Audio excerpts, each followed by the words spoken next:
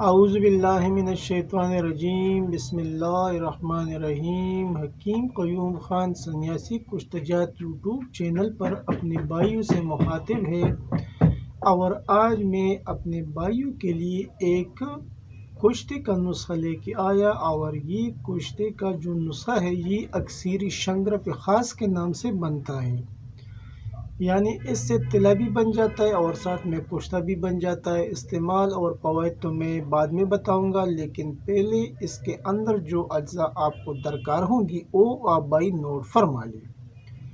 شنگرف 5 تولہ، small for 1 تولہ، زردی بیز مرغ دیسی 8 عدد، گلیسرین 1 پونڈ، روغن مال کنگنی 1 چھٹانک۔ اجزاء ایک بار پھر نوٹ فرما لیں۔ شنگرف 5 تولہ، سمل فار 1 تولہ، زردی بیز مرغ دیسی یعنی دیسی انڈوں کی زردیاں 8 عدد، گلیسرین 1 پونڈ، اور روغن مال کنگنی آپ کو لینا ہے 5 چھٹانک۔ ابھی اس کا اگلا مرحلہ جو سٹیپ ہوتا ہے وہ ترکیبی تیاری، وہ بھی آپ بھائی نوٹ فرما لیں۔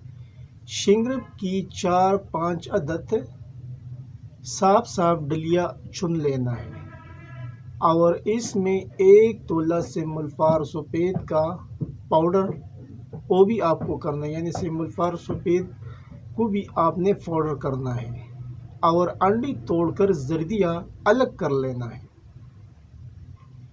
اس کے بعد ایک کڑاہی چولہے پر رکھ کر اس میں شنگرف کی ڈلیاں ایک ساتھ رکھیں، اور ان کے اوپر سمل فار کا پاؤڈر ڈال لیں۔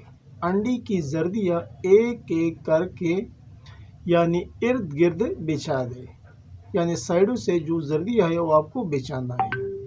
ان کے اوپر گلیسرین اور پھر روغن ملکنگنی اس طرح ڈالیں کہ باقی اشیاء اپنی جگہ سے ہلنے نہ پائے، خصوصاً شنگرف اور سمل فار۔ برتن اتنا گہرا ہو تاکہ تمام اجزاء گلیسرین سمیت، یعنی جو اجزاء ہے گلیسرین اس کے ساتھ وہ اس میں غرق ہو جائے، یعنی اس میں ڈوب جائے۔ روغن سائڈ سے آہستگی سے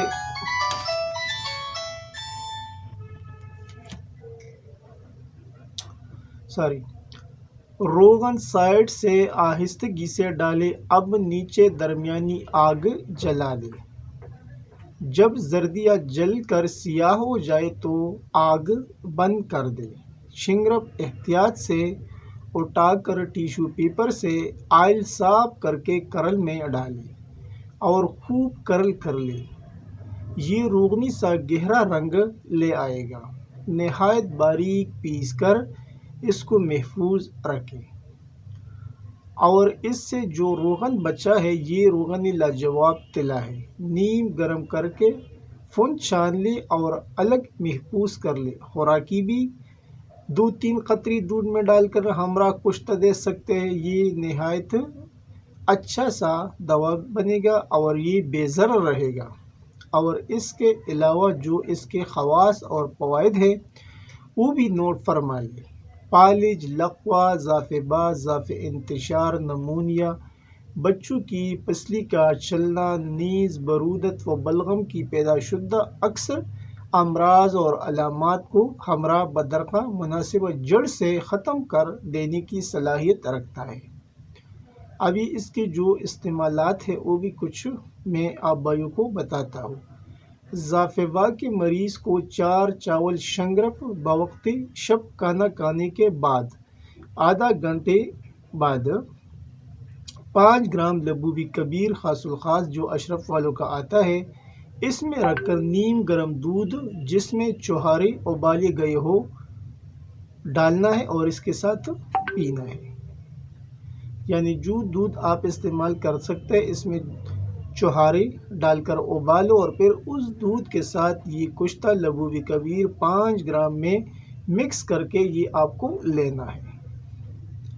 پھر اگر جریانی منی، ضعف انتشار اور کمر درد کے لیے 2 چاول شنگرف، 2 چاول کشتہ پولاد ہمراہ معجون ارد خرما 6 گرام میں مکس کر کے کھلا، یہ بھی نہایت ہی مجرب ہے۔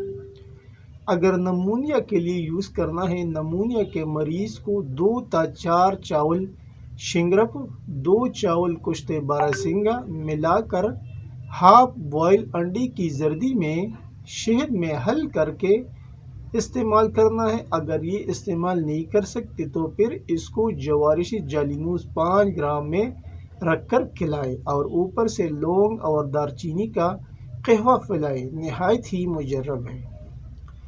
پالج اور لقوہ بائیں جانب کے لیے 2 تا 4 چاول شنگرف لہٰذا یعنی یہ شنگرف جو آپ نے ابھی تیار کیا، 2 تا 4 چاول کشتے باراسنگا دودھ میں مویزی منقع ابال کر اس کے ساتھ کھلائے۔ ایک خوراک روزانہ استعمال کرنا ہے، نہایت ہی مجرب ہے۔ یہ تھا آج کا ایک آسان سا کشتہ جو بنانے میں بہت آسان ہوتا ہے اور آسانی کے ساتھ بنتے ہیں، لیکن اس سے آپ کو 2 فوائد مل جائیں گے۔ ایک تو کشتہ برآمد ہوگا اور دوسرے نمبر پر آپ کو تلا بھی آپ کو مل جائے گا، تو وہ بطور تلا بھی استعمال ہو سکتا ہے اور وہ آپ کو خوراکی بھی استعمال کر سکتا ہے، یعنی اس سے آپ کو 2 فوائد مل جائیں گے۔ آخر میں سب بھائیوں سے وہی ریکویسٹ کی جاتی ہے کہ چینل کو زیادہ سے زیادہ سبسکرائب کریں، لائک اور شیئر بھی کریں اور بیل کا بٹن ضرور دبائیں تاکہ اگلا نوٹیفیکیشن آپ بھائیوں کو بر وقت مل جائے۔ آپ کا دوست، آپ کا بھائی حکیم قیوم خان، والسلام۔